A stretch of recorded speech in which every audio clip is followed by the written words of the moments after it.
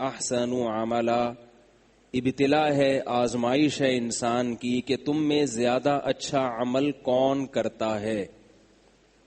تو ہماری پیدائش کا مقصد کیا ہوا؟ بولو بھائی. اللہ یہ دیکھنا چاہتے ہیں بھائی کیا کرتے ہو تم.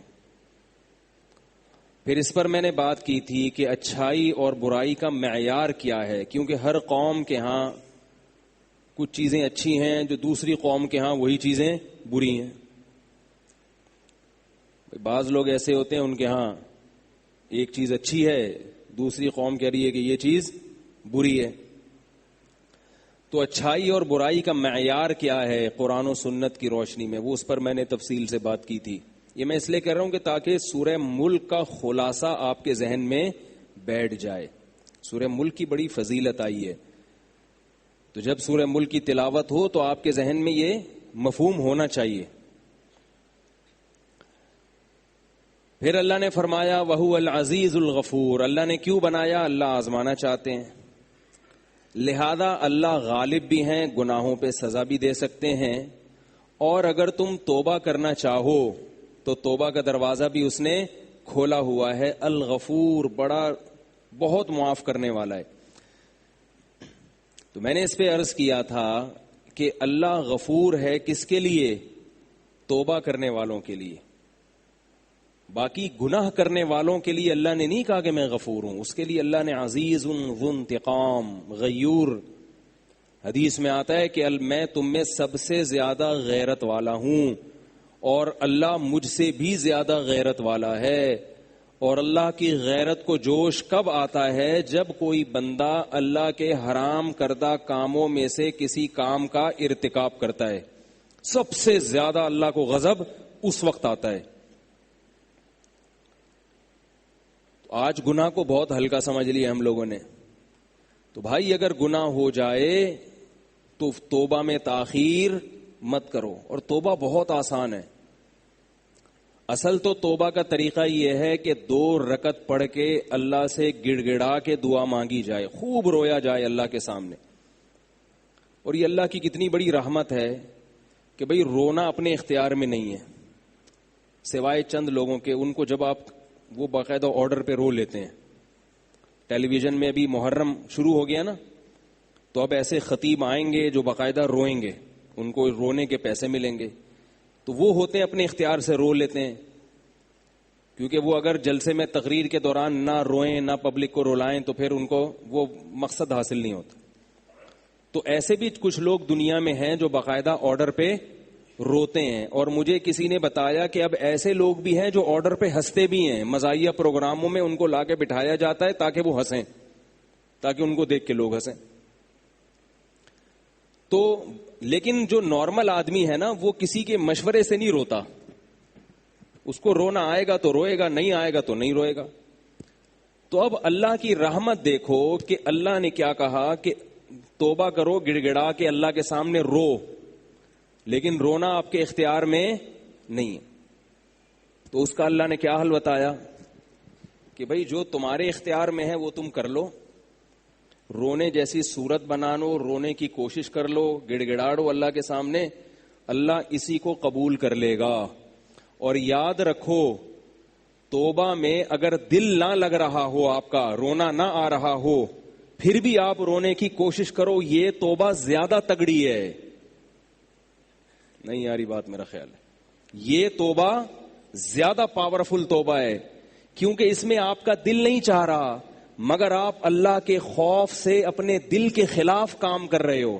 جب انسان کو دعا میں رونا آتا ہے نا تو دل لگنا شروع ہو جاتا ہے اس کا. وہ تو پھر ہر آدمی روتا ہے. اصل دعا ہے ہی یہ کہ آپ کا دل نہیں لگ رہا مگر آپ دعا مانگ رہے ہیں. حدیث میں آتا ہے، نبی صلی اللہ علیہ وسلم کی حدیث کا مفہوم ہے کہ جو آدمی خوشی کی حالت میں اللہ سے دعائیں مانگتا ہے، اللہ تنگی کی حالت میں بھی اس کی دعاؤں کو قبول کرتے ہیں. کیونکہ تنگی کی حالت میں دعا مانگنا آسان ہے، دل لگ جاتا ہے دعا میں.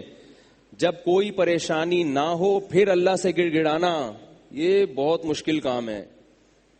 بھائی پریشانی میں تنگی میں تو اللہ یاد آ جاتا ہے نا. بچے کو جب کوئی کانٹا چبھتا ہے یا باہر پٹ کے آئے وہ دوسرے بچوں سے مار کھا کے آئے تو فوراً ماں کی گود کی طرف بھاگتا ہے کہ نہیں بھاگتا؟ ویسے ماں کو کبھی پکڑائی میں ماں بلاتی رہتی ہے، بیٹا آؤ، بیٹا بات سنو. ابا بلاتے رہتے ہیں، یار کبھی ہم سے بھی بات کر لیا کرو. ہے بھائی، کوئی آتا ہے ابا کی طرف؟ دوستوں میں جا کے بیٹھیں گے، باپ کو لفٹ نہیں کرائیں گے، ماں کو لفٹ نہیں کرائیں گے. ہاں کوئی مسئلہ ہو گیا ابا یاد آئیں گے، پیسے چاہیے کاروبار کے لیے ابا یاد آئیں گے، بچہ کو کوئی مصیبت ہو گئی اماں یاد آئے گی. بلکہ تو محاورہ ہے، کہہ رہے میں ایسا تجھے پیٹوں گا کہ تجھے تیری اماں یاد آ جائے گی. پہلے اماں یاد آتی ہیں، پھر نانی بھی یاد آتی ہیں. جو پرانے رشتے ہیں نا، کہتے ہیں مجھے ایسا تجھے ایسا سبق چکھاؤں گا کہ تجھے تیری نانی یاد آ جائے گی. جو بھولے ہوئے رشتے تھے وہ بھی. تو جیسے والدین کو انسان خوشی کی حالت میں یاد نہیں رکھتا، اسی طرح اللہ کو بھی انسان خوشی کی حالت میں یاد نہیں رکھتا. تو حقیقی فرما بردار ماں باپ کا وہ ہے جو خوشی میں والدین کو یاد رکھے. اسی طرح اللہ کا حقیقی فرما بردار وہ ہے جو خوشی میں اللہ کو یاد رکھے. پیٹ بھرا ہوا ہو، کوئی بیماری نہ ہو، کوئی ٹینشن نہ ہو، اس وقت اللہ کو یاد رکھ لے. اس سے بڑا کامیاب آدمی دنیا میں کوئی نہیں ہے، اور یہ بڑا مشکل کام ہے. تبھی رسول اللہ صلی اللہ علیہ وسلم نے فرمایا 7 آدمی قیامت کے دن اللہ کے عرش کے سائے میں ہوں گے. 7 یظلہم اللہ فی ظلہ یوم لا ظل الا ظلہ. فرمایا 7 ایسے مخصوص افراد ہیں جس دن اللہ کے سائے کے سوا کوئی سایہ نہیں ہوگا. اللہ ان کو لاکھوں کروڑوں کے مجمع سے نکال کے ان 7 قسم کے افراد کو الگ سے عزت دیں گے، پروٹوکول دیں گے، بھئی تم آ جاؤ یہاں پہ. آپ بتاؤ، کہیں آپ لائن میں کھڑے ہوئے ہو بل جمع کرانے کے لیے، دھوپ میں کھڑے ہوئے ہو، اور جو بل جمع کرنے والا ہے وہ آپ کا جاننے والا نکلا ہے اور آپ کو آنکھ مارے، بولے تم سائڈ سے آ جاؤ لائن توڑ کے. کتنی خوشی ہوتی ہے اس وقت؟ ہوتی ہے کہ نہیں ہوتی؟ میں ابھی سعودی عرب سے جب آ رہا تھا نا الخبر میں، تو وہ ایک تو ہماری پگڑی اور وہ اسٹائل ایسا ہوتا ہے، شکل سے پتہ چل جاتا ہے پاکستانی ہے. تو عربوں کی کوشش ہوتی ہے کوئی چندہ وندہ، وہ سمجھتے ہیں کہ شاید چندہ مانگنے آئے ہوئے ہیں مولوی صاحب یہاں پہ، تو ویسے ہی عزت نہیں ہوتی انسان کی. تو میں الخبر ایئرپورٹ پہ بہت لمبی لائن تھی اور فلائٹ کا ٹائم ختم ہو گیا تھا. مجھے یہ تھا کہ مسئلہ خراب نہ ہو جائے. وہ عرب آپ کو پتہ ہے ہوتے بھی بڑے سخت ہیں، وہ ہلا شلا کر کے چلو کو وہ بولتے ہیں شلو. ہمارے حضرت بڑی نقل اتارا کرتے تھے عربوں کی، بڑی محبت سے فرماتے تھے، وہ کہتے ہیں شلو تو ان کی زبان سے نکلتا نہیں نا. تو مجھے یہ ڈر ہو گیا کہ اب یہ کیا کریں گے، شلو نکلو یہاں سے. اور ان کو سمجھانا، اونٹ کو رکشے میں بٹھانا آسان ہے، ان کو بات سمجھانا مشکل ہے. یہ نہیں مانے گا بھائی، تو بڑا مسئلہ ہو جائے گا. وہ اللہ کی قدرت کے وہ کوئی جاننے والا نکل آیا. وہاں ہمارے کوئی ریلیٹیو تھے، انہوں نے فون کیا اس کو، تو وہ چل کے آیا، بھائی مولوی طارق صاحب کدھر ہیں؟ میں نے کہا میں ہوں. اس نے کہا چلو. مجھے شرم بھی آ رہی تھی کہ لوگ، کیونکہ میں نے تو ان سے نہیں کہا، مجھے یہ تھا کہ میرا نمبر بات کا ہے، یہ تو غیر اخلاقی حرکت ہے.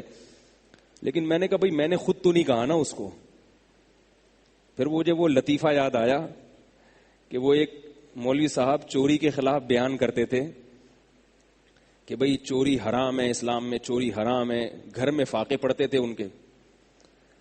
تو وہ کیا ہوا، ایک دن بیوی نے کہا بھئی گھر میں کھانے کو کچھ بھی نہیں ہے، تو انہوں نے کہا پڑوسیوں کی مرغی چرا لو. تو بیوی نے کہا کہ آپ تو خود چوری کے خلاف اتنے بیانات کرتے ہیں، تو یہ مرغی چرا کے لائیں گے، یہ جائز ہوگی؟ تو کہنے لگے ہم صرف شوربے سے کھائیں گے، ہم بوٹی نہیں کھائیں گے. ٹھیک، شوربے سے کھائیں گے. چوری کی تو مرغی ہوگی نا، ہم شوربے سے کھائیں گے، بوٹیاں واپس کر دیں گے ان کو. بیوی نے کہا چلو بھائی ٹھیک ہے، آپ بڑے ہیں، جانتے ہیں زیادہ. اب جب سالن پک کے تیار ہو گیا تو بیوی کیا کر رہی تھی، وہ ہانڈی نا سے شوربہ الٹ رہی تھی اور چمچ سے بوٹیوں کو پیچھے کر رہی تھی. تو مولوی صاحب نے کہا جو خود سے آ رہی ہے آنے دو. ٹھیک، جو خود سے آ رہی ہے وہ آنے دو. ہم نے بھی کہا کہ بھائی ہم نے تو نہیں اس سے کہا نا، وہ خود ہی آنکھ مٹکا کر کے بلا رہا ہے آ جاؤ، تو جو خود سے آ رہا ہے جانے دو. تو ڈر بھی یہ تھا کہ فلائٹ ہی مس نہ ہو جائے نا. تو کیا بات کر رہا تھا یار میں، کہاں سے کہاں چلی جاتی ہے بات. وہ تو 7 آدمیوں کی یہ بات یہاں کہاں سے آ گئی؟ خیر میں عرض کر رہا تھا کہ رسول اللہ، میں عرض کر رہا تھا کہ دیکھو آپ لائن میں کھڑے ہوئے ہو، لمبی لائن ہے، آپ کو پتا ہے آدھا گھنٹہ لگے گا، 1 گھنٹہ لگے گا، مگر کس قدر کوفت ہوتی ہے انسان کو. اور ایسے میں کوئی تعلق والا مل جائے اور کہے بھئی سائڈ سے آ جاؤ، آپ کتنی خوشی ہوتی ہے انسان کو. خوشی بھی ہوتی ہے اور عزت بھی ہو جاتی ہے. اب وہ دوسرے مجھے دیکھ رہے تھے نا کہ یہ جا رہا ہے، لگ رہا ہے کہ یہ کوئی شاہی خاندان کا آدمی ہے، تو وہ عزت بھی ہوتی ہے انسان کی. بھئی یہ کوئی، پھر لوگ ایسے ترس کے دیکھ رہے ہوتے، ترسا کے دیکھ رہے یار ہمارا بھی جگاڑ کرا دو. تو اتنی تھوڑی سی عزت پہ اور اتنی تھوڑی سی ٹینشن ختم ہونے پہ اتنی خوشی ہوتی ہے. آدھا گھنٹہ کی لائن تھی، 1 گھنٹے کی لائن تھی. سوچو میدان حشر میں جہاں ایک دن 1000 سال کے برابر ہوگا، 50,000 سال کے برابر ہوگا، اور لوگ پسینوں میں ڈوبے ہوئے ہوں گے، وہاں فرشتہ آ کے لائن سے لوگوں کو نکالے کہ یہ 7 قسم کے افراد جن کے پاس یہ والا کارڈ ہے، 7 قسم کے افراد وہ سائیڈ پہ ہو جائیں. ان کو اللہ اپنے سائے کے تحت، سائے کے نیچے جگہ دیں گے. جب تک حساب و کتاب ہوگا وہ ایئر کنڈیشن روم میں بیٹھیں گے، ان کا اکرام ہوگا. اور اللہ کا سایہ پتہ نہیں کیا، وہ سایہ کیسا ہوگا، کتنا خوشنما سایہ ہوگا، کیسی اس میں لطف ہوگا، یہ تو اللہ ہی جانتا ہے. تو سوچو اس وقت خوشی کا کیا عالم ہوگا، کیا عالم ہوگا خوشی کا. تو وہ 7 آدمی کون ہیں؟ نبی صلی اللہ علیہ وسلم نے ارشاد فرمایا امام عادل، ایک وہ بادشاہ یا وزیر اعظم یا وہ صدر جو عدل کے ساتھ حکومت کرے. اس کا اتنا بڑا درجہ کیوں ہے کہ جب آپ کے پاس کوئی عہدہ آتا ہے تو آپ مسئول نہیں ہوتے، آپ لوگوں سے تو پوچھتے ہو، لوگ آپ سے نہیں پوچھ سکتے. بادشاہ جب آپ کے پاس آ جاتی ہے، اب آپ جو مرضی کرو، آپ کے ہاتھ میں جج بھی ہے، آپ کے ہاتھ میں آرمی بھی ہے. حکمران کیا کرتے ہیں؟ جج آپ کے خلاف فیصلہ کرنے والا تھا تو جج ہی کو مروا دیا، جج تبدیل کروا دیا. بہت کچھ ہوتا ہے. جس کے پاس طاقت ہوتی ہے اس کے لیے عدل کرنا بڑا مشکل ہوتا ہے، وہ عدل نہیں کرتا. اس لیے نبی نے فرمایا کہ وہ جتنے بادشاہ ہوں گے نا میدان حشر میں کھڑے ہوں گے، ان میں جس نے عدل کیا ہوگا، جو بہت تھوڑے ہوں گے، خلفائے راشدین ہوں گے، عمر ابن عبدالعزیز ہوں گے، عادل بادشاہ تو بہت کم گزرے ہیں، ان کو تو انگلیوں پہ گنا جا سکتا ہے. تو آپ صلی اللہ علیہ وسلم نے فرمایا ان لوگوں کو اللہ کیا کریں گے؟ اپنے عرش کے سائے میں جگہ دیں گے. ان کو بولیں گے تم لائن سے ہٹ جاؤ، نکل جاؤ. ایسا سختی کا عالم ہوگا کہ لوگ یہ کہیں گے ہمیں جہنم کی آگ میں پھینک دو مگر اس حساب کے میدان سے نکالو ہمیں. انتظار جو ہے نا، انتظار، اس کی کوفت بہت زیادہ ہوتی ہے. انسان کو پتہ ہی نہیں کہ میرا رزلٹ کیا ہے. آپ نے دیکھا ہوگا نا، رزلٹ اناؤنس نہیں ہو رہا تو لوگ کہتے ہیں بھائی ایک طرف تو ہو نا معاملہ. بچہ جب گم جاتا ہے، اللہ نہ کسی کے بچے کو گمائے، گم جاتا ہے تو ماں باپ کیا کہتے ہیں؟ بھائی موت کی خبر آ جائے نا، یہ ہمارے لیے آسان ہے. گم جائے تو ساری زندگی انتظار کی کوفت کہ پتہ نہیں کب آئے گا کب آئے گا. تو وہ کہتے ہیں مر جائے یہ آسان ہے، کم از کم تسلی تو ہو جائے گی نا بھائی یہ ہونا تھا. تو میدان حشر کی سختی میں لوگ کہیں گے کہ جہنم میں پھینک دیا جائے ہم کو، کیونکہ وہ تو جہنم دیکھی نہیں ہوگی نا ابھی، اس کوف سے نکالو ہمیں. سوچو اس وقت جب اللہ کی طرف سے اعلان ہوگا کہ عادل امام، اور دوسرا کون؟ فرمایا وَشَابٌ نَشَأَ فِي عِبَادَةِ اللَّهِ عَزَّ وَجَلَّ. عادل امام بننا تو میرے اور آپ کے اختیار میں نہیں ہے. پورے ملک میں ایک صدر ہوتا ہے، ایک وزیر اعظم ہوتا ہے، جو نہ میں ہو سکتا ہوں نہ آپ ہو سکتا. یہ والا آپشن ہمارے پاس، بولو بھائی. یہ اس لیے کہہ رہا ہوں کہیں آپ ایسا نہ ہو کہ جنت کی جانے کے شوق میں وزیر اعظم بننے کی کوشش کرو. کچھ بھی حاصل نہیں ہوگا. میں بھی نہیں بن سکتا اور آپ بھی نہیں بن سکتے. بس جو بننے والے ہیں انہی کو سدھارنے کی کوشش کرو. دوسرا آپشن کیا فرمایا؟ شاب نشأ فی عبادت اللہ عز وجل. وہ نوجوان، شاب کا لفظ کسے پتہ ہے عربی میں کسے کہتے ہیں؟ 15 سال سے لے کر 30 سال. علامہ ابن حجر رحمہ اللہ تعالی لکھتے ہیں شباب کی عمر 15 سال سے شروع ہوتی ہے اور 30 سال تک زمانہ شباب کا چلتا ہے. شباب یعنی بھرپور جوانی. 30 سے 40 بھی جوان ہوتا ہے، مگر وہ جو امنگیں ہوتی ہیں وہ آہستہ آہستہ ٹھنڈی پڑنا شروع ہو جاتی ہے. 15 سے 30 سال کی جو عمر ہے نا، یہ بالکل عہد شباب. اس میں نبی نے فرمایا کہ جو نشأ فی عبادت اللہ، وہ اس کی جوانی جو پروان چڑھے وہ اللہ کی عبادت میں، یعنی اس عمر میں اللہ کی عبادت کرتا ہو. اس عمر میں واٹس ایپ پہ بیٹھنا آسان، فیس بک پہ گھنٹوں گھنٹوں لڑکیوں سے چیٹنگ کرنا آسان. میں نے بتایا تھا نا، فیس بک پہ کچھ لڑکے بیٹھے ہوئے تھے، سنا نام کی کوئی آئی ڈی سے کوئی انٹر ہوا، سارے آگے ایک دم. جب دیکھا سنا آئی ہے بھائی، تو غفور بھائی بھی، کلیم بھائی بھی، وسیم بھائی بھی، سب ایڈ ہو گئے. سب نے خیریت پوچھنا شروع کر دی اور سنائے. سارے جناب جنگل کی آگ کی طرح خبل پھیلی. کسی نے سنا سے پوچھا کہ آپ کا پورا نام کیا ہے؟ اس نے کہا ثناء اللہ. ستار لیفٹ، غفور لیفٹ، وسیم لیفٹ، ایک ایک کر کے سارے کھسکنا شروع. تو یہ جو عمر ہے نا 15 سے 30 سال، اس میں شہوت سر پہ سوار ہوتی ہے، اس کے علاوہ کوئی کام کرنے کا دل نہیں چاہتا. ہر وقت بس یہی فلمیں، ڈرامے، انٹرنیٹ، لڑکیوں سے دوستیاں، چکر بازیاں. اور اگر کوئی ان گناہوں سے بچتا بھی ہے تو وہ لڑکوں سے دوستی لگا کے سنوکر کلب میں بیٹھا ہوگا سارا دن، کرکٹ کے میچز دیکھتا رہے گا، تبصرے کرتا رہے گا، آج اس نے اتنے چھکے مارے، آج اس نے اتنے چوکے مارے. کیا نتیجہ ملے گا بھائی؟ اس نے چھکے مار کے قوم کو جتوا دیا، تو جیتنے کے بعد بھی آپ ویسے کے ویسے ہی ہو. پاکستان اگر ہر ورلڈ کپ میں جیتا ہوتا تو بھی آج اتنی روٹیاں ہم کھا رہے ہوتے جتنی کھا رہے ہیں، اتنے ہی صبح پراٹھے کھاتے جتنے آج. اس سے کوئی عملی زندگی کا اس سے کوئی تعلق نہیں ہے. تو خام خواہ کی چیزوں میں وقت کی بربادی. ایسے موقع پر اپنے آپ کو عبادت کے لیے فارغ کر لے اگر کوئی نوجوان، تو اللہ کو اس نوجوان پہ بہت پیار آتا ہے کہ بھرپور جوانی کا وقت جو یہ کرکٹ کے میچز میں ضائع کر سکتا تھا، فضول تبصروں میں برباد کر سکتا تھا، خام خواہ کی سنوکر کلب میں اور ڈبو میں اور پان میں اور گٹکوں میں. دیکھو نا لڑکوں کو پوری رات گٹر کے ڈھکن پہ بیٹھے رہتے ہیں. چھٹی والے دن کیا ہوتا ہے؟ میں نے کچھ لڑکوں کو ایک دن پیر کی صبح کو دیکھا، اتوار کی صبح کو دیکھا کہ فجر میں آئے ہیں سارے لائن. میں نے کہا یار بڑا تقوی ہے آپ سب 8-10 افراد کا جو فجر میں اٹھ کے ماشاءاللہ آپ لوگ کہہ رہے ہیں ہم سوئے نہیں، یہیں بیٹھے ہوئے تھے گٹر کے ڈھکن پہ پوری رات. ہم نے کہا چلو یار اب نماز ہی پڑھ لیں، آج تو پڑھیں کم از کم. پوری رات بیٹھ کے وقت ضائع، باتیں. اس عمر میں بڑا مزہ آتا ہے.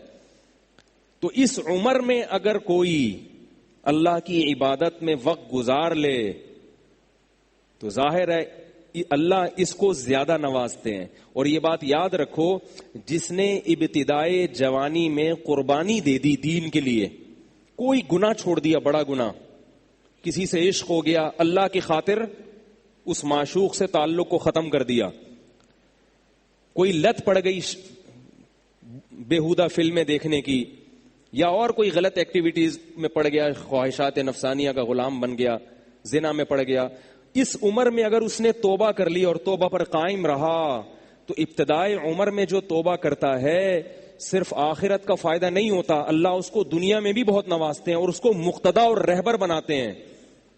جو نوجوان ابتدائی جوانی میں توبہ کرے گا، توبہ تو 99 سال میں بھی مقبول ہے، مگر 99 سال میں توبہ کرو گے اپنی ذات کو فائدہ ہوگا، بس دین کا کام نہیں لیں گے. اللہ ابتدائی جوانی میں گناہ چھوڑ دیے، اللہ مقتدا اور رہبر بنا دیتے ہیں. اس زمانے میں یہ ہمارا مشاہدہ تجربہ ہے، اللہ اس کو مقتدا اور رہبر بنا دیتے ہیں، خاندان میں عزت عطا فرما دیتے ہیں، اس سے کام لیتے ہیں اللہ تعالیٰ بہت. تو اس لیے جوانی کی ابتدا میں ہی یو ٹرن لے لو. اس امید پہ توبہ کو مؤخر مت کرو کہ یار جب 40 کے ہو جائیں گے، جب 50 کے ہو جائیں گے، جب 60 کے ہو جائیں گے تب توبہ کریں گے. یہ حماقت اور بیوقوفی ہے. ابھی فائدہ ہے، اللہ عرش کے سائے میں جگہ دیں گے. اور اس لیے بھی کہ یہ بات خوب یاد رکھیں اچھی طرح کہ ابتدائے جوانی میں جیسے گناہ کا جوش بہت زیادہ ہوتا ہے، توبہ کا جذبہ بھی بہت زیادہ ہوتا ہے. میں اس کی ایک مثال دیتا ہوں، نئی گاڑی کی اور پرانی گاڑی کی. دیکھو نئی گاڑی کا ایکسلریٹر کتنا زبردست ہوتا ہے نا، ذرا سا پاؤں آپ نے ایکسلریٹر پہ رکھا اور گاڑی زوں کر کے بھاگی. نہیں آ رہی سمجھ میں میرا خیال ہے. او بھائی کبھی نئی گاڑی کو چلایا ہے؟ بیٹھے ہو کبھی؟ رینٹ پہ لے کر آؤ اور ایک دفعہ ٹرائی کر کے دیکھو. اس کے ایکسلریٹر پہ آپ ذرا سا پاؤں رکھو گے, گاڑی زوں کر کے اٹھتی ہے کہ نہیں اٹھتی. لیکن بریکیں بھی اسی حساب سے مضبوط. بریک پہ ذرا سا اشارہ کیا وہیں جام ہو جاتی ہے. جتنی بھاگنے کی اسپیڈ ہے نا اس کی, رکنے کی رفتار بھی اسی حساب سے. نئی گاڑی کے بریک شو اتنے مضبوط ہوتے ہیں کہ آپ نے اگر بریک پر مکمل پاؤں رکھا, گاڑی قلابازیاں کھا کے گر جائے گی مگر وہیں اسٹاپ ہو جائے گی, وہیں رک جائے گی. وہ جوان آدمی کی مثال بالکل ایسے ہے. اس کے دل میں گناہوں کی جو امنگیں ہوتی ہیں, بد نظری کا دل چاہتا ہے اس کا, کوئی عورت جا رہی ہے دل چاہے گا جا کے پکڑ لوں اس کو میں, اسی کے ساتھ رکشے میں بیٹھ کے ایڈریس بتاتے بتاتے گھر تک پہنچ جاتے ہیں اس. یہ جوان آدمی کی امنگیں ہوتی ہیں. کوئی بےہودہ سین نظر آئے گا فیس بک پہ, انٹرنیٹ پر, دل چاہے گا فلم دیکھوں پوری میں. جوش ایسا ہوتا ہے اس کے اندر, بہت مشکل ہے نظر کی حفاظت. لیکن جتنا اس کے اندر جوش ہے نا, اگر وہ اس خواہش کی مخالفت کرنا چاہے تو اس کی بریکیں بھی اتنی مضبوط ہوتی ہیں. میں نہیں کہہ رہا, یہ بڑے بڑے علماء نے, بزرگوں نے لکھا ہے یہ. اس لیے حضرت حکیم الامہ مولانا اشرف علی تھانوی رحمہ اللہ, جن کو حکیم الامہ اس لیے کہا جاتا تھا, وہ فرماتے ہیں کہ اللہ کی قسم بڑھاپے میں توبہ کرنا بہت مشکل ہے, جوانی میں توبہ کرنا آسان ہے. بڑھاپے میں اعصاب کمزور ہو جاتے ہیں, توبہ کے لیے نفس کی مخالفت چاہیے. بڑھاپے میں اعصاب کمزور ہو گئے, مخالفت نہیں ہوتی انسان سے اپنی. بڑھاپے میں جب اعصاب, دیکھو بیمار آدمی جو ہے نا وہ چاہتا ہے میری مرضی کے خلاف سارے کام ہوں, میری مرضی کے مطابق سارے کام ہوں, وہ چاہتا ہے نا. آپ کی طبیعت خراب ہو تو آپ چڑچڑے ہوتے ہو کہ نہیں ہوتے؟ بھائی ہوتے ہو نا یار. دیکھو آپ کو بخار ہے, نزلہ ہے, کھانسی, گھر میں پڑے ہوئے ہو, بچے شور کر رہے ہیں, تو آپ کیا کہہ رہے ہو؟ ایک تو پہلے ہی میری طبیعت خراب ہے, اوپر سے تم چڑچڑ کر رہے ہو, کہتے ہیں نا. آپ کو بخار ہے, آپ لیٹے ہوئے بخار میں, بیگم نے کوئی الٹی بات کی, آپ کا ایک تو میں بخار میں جل رہا ہوں, اوپر سے مجھے اور تپا رہی ہے, تو کہتے ہیں نا. بھائی میں صحیح ہوتا, میری صحت ہوتی, پھر الٹی سیدھی باتیں کر لیتی, تھوڑا انتظار کر لیتی ٹھیک ہونے کا. بیمار آدمی چونکہ کمزور ہوتا ہے, لہذا اس میں برداشت کی قوت, بولو بھائی, ختم. اب اس سے اپنی مخالفت نہیں ہوتی, تبھی بیمار کا خیال کرنا چاہیے. بھائی جو وہ کہہ رہا ہے کر لو. صحت مند آدمی اپنی مخالفت کر لیتا ہے. صحت مند آدمی کے گھر میں بچے چیخ رہے ہیں, برداشت کر لے گا, چیخ رہے ہیں تو کوئی بات نہیں, برداشت کر لے گا, جس کی صحت اچھی ہے. ہمارے ایک دوست تھے مدرسے میں, یہ مدرسے کے طلبہ بھی بڑے شرارتی ہوتے ہیں, کچھ ہر ایک نہیں لیکن کچھ نہ کچھ ہر جگہ ہوتے ہیں. وہ کہیں گاؤں سے آئے تو وہ ان کا قد تھا چھوٹا, تو ہمارے کلاس میں 2-3 بڑے شرارتی طلبہ تھے. وہ ان کو نا چھوٹو چھوٹو کہہ کے, ہم ان کو منع کرتے تھے یار یہ جائز نہیں ہے, لیکن وہ بس ہر جگہ کچھ 2-3 شرارتی ہوتے ہیں. وہ اس کو چھوٹو چھوٹو کہہ کے نا اس کو غصہ دلاتے تھے. اس کو غصہ آتا تھا. جب اس کو غصہ آتا تھا تو کہتے تھے تمہارے اعصاب کمزور ہیں اس لیے تمہیں غصہ آ رہا ہے. وہ اور تپتا تھا کہ یار ایک تو یعنی جو میرا رائٹ ہے غصہ ہونا, اس پہ بھی مجھے تپا رہے ہیں یہ, تو وہ اور بیچارہ نہ رہنا. تو میں اس سے کہتا تھا بھائی تو پہلے ہی چھوٹا ہے, یہ تپ کے نا اور یوں ہو کے اور نہ چھوٹا ہو جائے کہیں. تو ان کو تو سمجھ میں نہیں آ رہا, تو تم ان کی باتوں پہ غصہ ہونا چھوڑ دو. بھائی ٹھیک ہے بولنے تو ان کو, تھوڑے دنوں میں خود ہی خاموش ہو جائیں گے, تو کیوں. لیکن ظاہر ہے وہ انسان کمزور ہو جاتا ہے, وہ سن کے اس کو غصہ آنا شروع ہو جاتا ہے. تو جب آپ کے اعصاب کمزور ہوتے ہیں, آپ بیمار ہوتے ہو, آپ پہ بڑھاپا آنے لگتا ہے, تو آپ میں برداشت کی قوت ختم ہو جاتی ہے. ختم نہیں بھی ہوتی تو کم ہو جاتی ہے. بات بات پہ غصہ آتا ہے انسان کو. یہ تو اللہ تعالیٰ کی بہت بڑی رحمت ہے کہ بڑھاپے میں اللہ سماعت بھی کمزور کر دیتے ہیں, بصارت بھی کمزور کر دیتے ہیں. یہ اللہ کی رحمت ہے. جب انسان بوڑھا ہوتا ہے نا, سب چیزیں کمزور آہستہ آہستہ, نظر بھی کم آئے گا, سنائی بھی کم دے گا. یہ اللہ کی رحمت ہے, کیونکہ اگر ساری چیزیں نظر آنا شروع ہو جائیں نا دور دور تک, تو ساری صحیح چیزیں تھوڑی نظر آتی ہیں انسان کو. وہ غصہ ہوتا رہے گا بھئی یہ کیا ہو رہا ہے یار وہ اس کو مار کے چلا گیا اور وہ سڑک پہ بندہ پڑا ہوا ہے. تو اللہ کیا کرتے ہیں, اس کی نظر کمزور کر دیتے ہیں, وہ ادھر ادھر جو کچھ ہو رہا ہے اس کو نظر ہی نہیں آتا. اسی طرح سماعت بھی کمزور کر دیتے ہیں تاکہ سب باتیں سنائی. سارے مسئلے تو یہی ہوتا ہے نا, میں سب کچھ سمجھ میں آ رہا ہوتا ہے کون کیا کہہ رہا ہے. اب ہر آدمی صحیح بات تو نہیں کرتا نا, کوئی غلط کر رہا ہے کوئی صحیح کر رہا ہے. غلط بات پہ جوان آدمی کہتا ہے چلو کر رہا ہے تو کیا کرے میری بلا سے یار, تھوڑا سا غصہ آئے گا. بوڑھا آدمی جب سنے گا غلط بات تو اس کو اندر اللہ اس کو سننے ہی نہیں دیتے. کہہ دوں تمہیں پھر اگر سنائی دے گا تو سمجھ میں نہیں آئے گا, دماغ کمزور. یہ جو بوڑھوں کے دانت کمزور ہوتے ہیں اس میں فائدہ کیا ہے؟ اگر ان کے دانت ایسے ہو نا جوانوں والے تو وہی انڈے پراٹھے کھانا شروع کر دیں گے, میدے میں ہضم کرنے کی طاقت ختم ہو گئی. تو اللہ دانت ہی گرا دیتے ہیں کہ بھئی اب دلیا کھاؤ, تاکہ یہ سب کے ساتھ ہوگا. میں کسی خدا نہ خواستہ کسی بزرگ کی توہین نہیں کر رہا, کسی کو میں کوئی توہین مقصد نہیں, یہ تو سب کے ساتھ ہو گئی, تو زمینی حقائق ہیں. تو جب یہ ساری چیزیں کمزور ہوں گی تو اعصاب بھی کمزور ہوں گے کہ نہیں ہوں گے؟ توبہ جو ہے نا یہ بریک ہے, بریک. تو جیسے نئی گاڑی کے ایکسیلیٹر میں بہت طاقت ہوتی ہے, اسپیڈ بہت ہوتی ہے, ایسے ہی بریکیں بھی بہت مضبوط, جدھر لگاؤ گے ادھر ٹھا کر کے رک جائے گی گاڑی.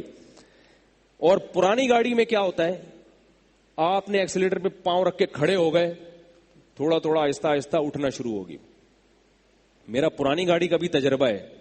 ایک دفعہ میں نے کہیں سے کسی کا جنازہ خرید لیا, وہ 1975 کی کرولا تھی. انہوں نے بہت ٹوپی کرائی مجھے کہ اتنی زبردست گاڑی. بیچنے والا تو ایسے ہی کرتا ہے نا, وہ ایسے قلابے میں لا دیے, ہم نے وہ جنازہ خرید کے لے آیا. بعد میں لوگوں نے کہا تو جنازہ ہے بھائی, کسی کا اٹھا کے لے آیا. اب میں جب اس کے ساتھ گاڑی چلا رہا ہوں, پہلا ٹرائل میں نے لیا, تو میں بریک لگا رہا ہوں تو لگی نہیں رہی. میں نے کہا یار یہ بریک کیوں نہیں لگ رہی؟ انہوں نے کہا یہ تھوڑا دیر بعد جا کے لگے گی, 4 دفعہ آپ اس کو لگائیں گے تو 5ویں دفعہ میں یہ لگنا. میں اسی وقت اتر گیا, میں نے کہا لے بھائی تو پکڑ گاڑی. سب چیزیں برداشت ہو سکتی ہیں, بریک کے معاملے میں رسک نہیں لے سکتے. کوئی سامنے آ گیا بندہ, 5-6 آپ نے لپیٹ دیے, 6 پہ جا کے اس کی پھر بریک لگے گی. میں نے کہا تو فری میں بھی دو گے؟ نہیں لوں گا بھائی میں. تو پرانی گاڑی ہے نا, ایکسیلیٹر نہیں ہے, اسپیڈ نہیں ہے, بہت ٹائم لگائے گی اٹھنے میں. گناہوں کی طرف رغبت نہیں ہے اتنی, مگر تھوڑی سی بھی رغبت اگر پیدا ہو گئی اس کو ختم کرنا پھر بس میں نہیں ہوتا. وہ دل چاہتا ہے کر لوں, اگر نہیں کرو گے اس کی طبیعت میں چڑچڑاپن پیدا ہوگا, ڈسٹرب ہوگا اندر سے, صحت خراب ہوگی اور سر مارے گا کبھی اس دیوار سے کبھی اس دیوار سے جا کے. اس لیے جوانی میں ان گناہوں کی لت کو ختم کر دو تو ہو جائے گی. خدا کی قسم بڑھاپے میں بہت مشکل ہے, بہت مشکل ہے بڑھاپے میں. اور بڑھاپے میں بھی گناہ ہوتے ہیں. حدیث میں آتا ہے نا کہ اللہ قیامت کے دن بوڑھے زانی کی طرف نظر اٹھا کے نہیں دیکھیں گے. اس سے پتہ چلتا ہے کہ بوڑھا بھی زنا کر سکتا ہے.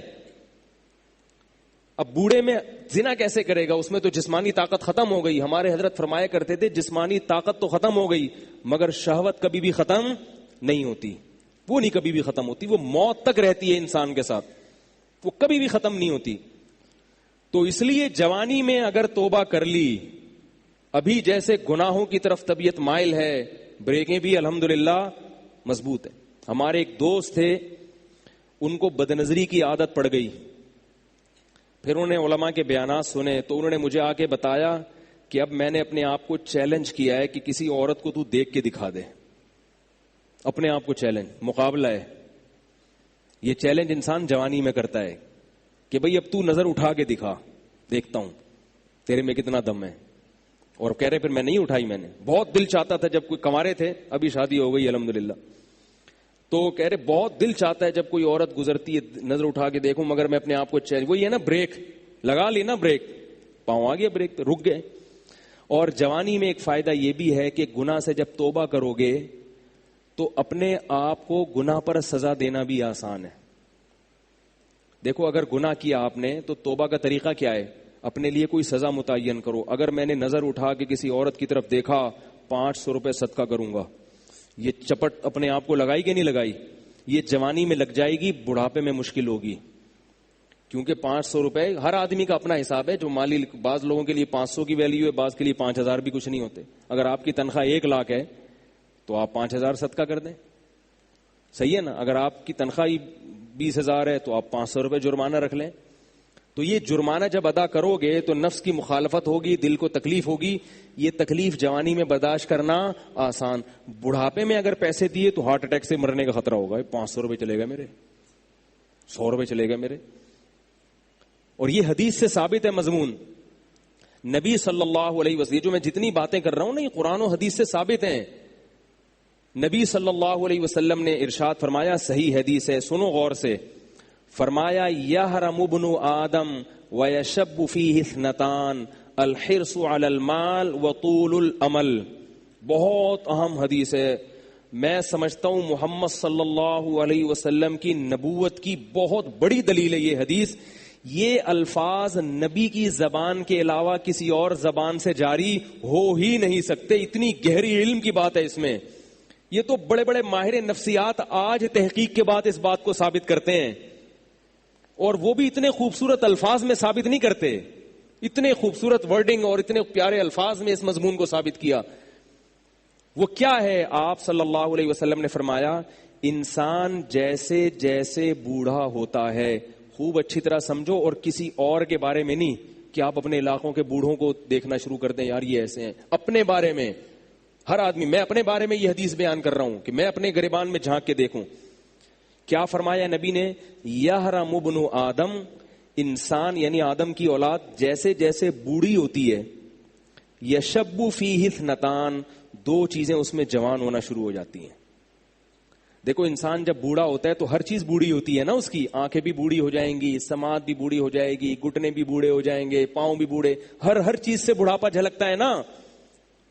جذبات بھی بوڑھے ہو جائیں گے، شوق بھی بوڑھے ہو جائیں گے. لیکن آپ نے فرمایا دو چیزیں کیا ہوتی ہیں اس میں؟ جوان ہوتی ہیں، خوب زور پکڑتی ہیں. وہ الحرص علی المال، دولت کی محبت. نہیں آ رہی بات؟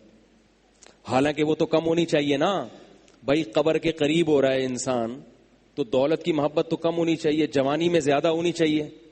یار ابھی تو میں نے رہنا ہے 20 30 40 سال، اور ابھی تو کھانے پینے کی عمر ہے، تو پیسہ کماؤں. لیکن نبی نے کیا فرمایا؟ جوانی میں اتنی نہیں ہوتی جتنی بڑھاپے میں زیادہ ہوتی ہے. وہ تو بوڑھا بیچارہ کما نہیں سکتا، اس لیے وہ اپنی جذبے کو لے کے بیٹھا رہتا ہے، اعصاب میں طاقت نہیں ہوتی. دو چیزیں جوان ہوتی ہیں، ایک کیا ہے؟ الحرص علی المال، دولت کی محبت. دوسری بات فرمایا طول الامل، لمبی لمبی امیدیں. حالانکہ ہونا بالکل الٹا چاہیے. جوانی میں لمبی امیدیں ہونی چاہیے. بھائی ابھی تو 40 سال رہنا ہے، ابھی تو میں یہ کروں گا، ابھی تو میں یہ کروں گا، ابھی تو میں یہ کروں گا، ابھی تو پھر یوں ہوگا. جوانی میں بھی ہوتی ہیں امیدیں. جیسے جیسے عمر زیادہ ہو دنیا سے امیدیں کم ہونی چاہیے. کیا خیال ہے؟ لیکن آپ نے فرمایا یہ امیدیں بڑھتی ہیں، جوان ہوتی ہیں. یہاں علماء نے ایک بہت گہرا نقطہ بیان کیا ہے. فرمایا اس سے تو انسان کو بوڑھوں کے بارے میں بدگمانی ہوگی. کسی بھی بوڑھے کو آپ دیکھو گے تو شریعت میں تو بوڑھے کا احترام ہے نا. کیا کریں یار، کیسے سمجھائیں؟ اشکال سمجھ میں آ رہا ہے؟ بھائی شریعت میں بوڑھے کا احترام ہے تو ہم کیسے احترام کریں گے بوڑھے کا جب ہمیں یہ پتا ہوگا کہ اس بوڑھے میں دو برائیاں ہیں. اس میں تو سارے مشائخ، سارے بزرگ، سارے علماء معاذ اللہ لپیٹ میں آ گئے کہ یار جو بھی سفید داڑھی والا ہے بوڑھا ہے، اس میں دو برائیاں ہیں، ایک دنیا سے محبت اور ایک دولت کی محبت. تو یہ تو بری چیز ہے نا، اس سے تو انسان کو نفرت ہوتی ہے. تو علماء نے بیان کیا کہ حدیث کے الفاظ یہ نہیں ہے کہ انسان جب بوڑھا ہوتا ہے تو دو چیزیں پیدا ہوتی ہیں. نا نا نا نا، دو چیزیں اس میں جوان ہوتی ہیں. جوان وہی چیز ہوتی ہے جو پیدا پہلے ہو چکی ہو. تو کیا مطلب؟ اگر جوانی میں یہ چیزیں تھیں تو بڑھاپے میں کم نہیں ہوں گی، بڑھیں گی. جوانی میں تھیں ہی نہیں تو پھر بڑھاپے میں جوان نہیں ہوں گی، کیونکہ پیدا ہی نہیں تھی. تو جو چیز ہے ہی نہیں تو وہ جوان اور بوڑھی کہاں سے ہوگی؟ اگلی دفعہ میں فوج کو بلاؤں گا سمجھانے کے لیے. پولیس تو کئی دفعہ بلائی ہے مگر سمجھ میں نہیں آیا. تو اس حدیث سے پتہ کیا چلتا ہے؟ دیکھو کیسے نپے تلے الفاظ ہیں نبوت کے. کوئی حرف بھی نبی کی زبان سے ایسا نہیں نکلا جس کو آپ پکڑ کے اس پہ اعتراض کر سکیں. کوئی حرف نہ ہمارے نبی کی زبان سے ایسا نہیں نکلا. حضرت حکیم اختر صاحب رحمہ اللہ تعالی فرمایا کرتے تھے علوم نبوت یہ دلیل نبوت ہیں. نبی کی جو تعلیمات ہے نا، یہ تعلیمات خود نبی کے نبی ہونے کی دلیل ہیں.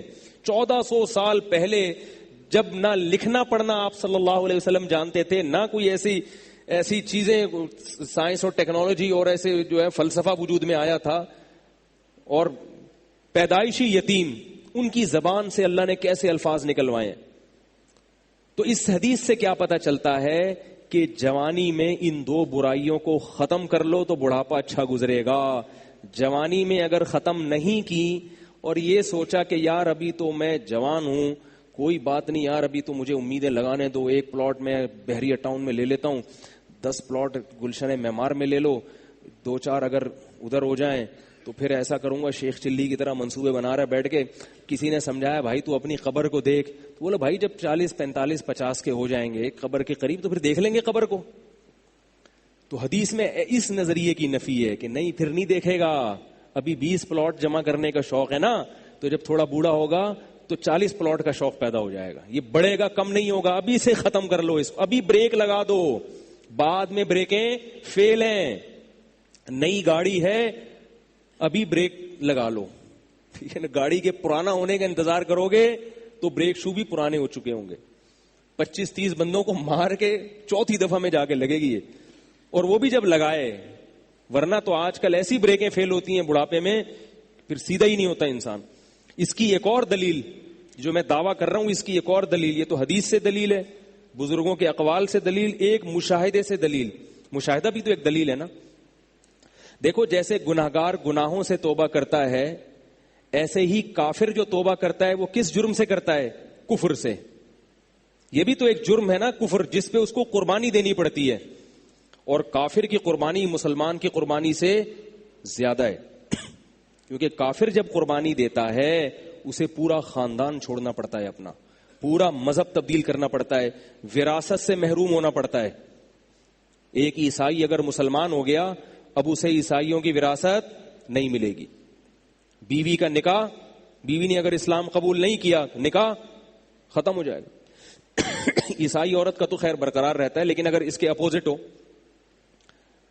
مرد جو تھا وہ عورت مسلمان ہو گئی اور مرد عیسائی ہے, اور مرد نے اسلام قبول نہیں کیا تو نکاح ختم ہو جائے گا. تو کتنی بڑی قربانی ہے عورت کے لیے, کتنی بڑی قربانی. ہندو کے لیے بہت بڑی قربانی ہے اپنے مذہب کو چھوڑنا, عیسائی کے لیے بہت, اور ان کی عورتوں کے لیے تو اور بڑی قربانی ہے, کیونکہ عورت تو پورے خاندان سے کٹ جاتی ہے, بچوں سے محروم ہو جائے. میں ایسی عورتوں کو جانتا ہوں, عیسائی عورت نے اسلام قبول کیا, بچے باغی ہو گئے, شوہر نے چھوڑ دیا, خاندان نے نکال دیا اس کو, مگر اللہ کے دین پر ڈٹی رہی ہے مضبوطی سے. یہ عورتوں کی قربانی ہے.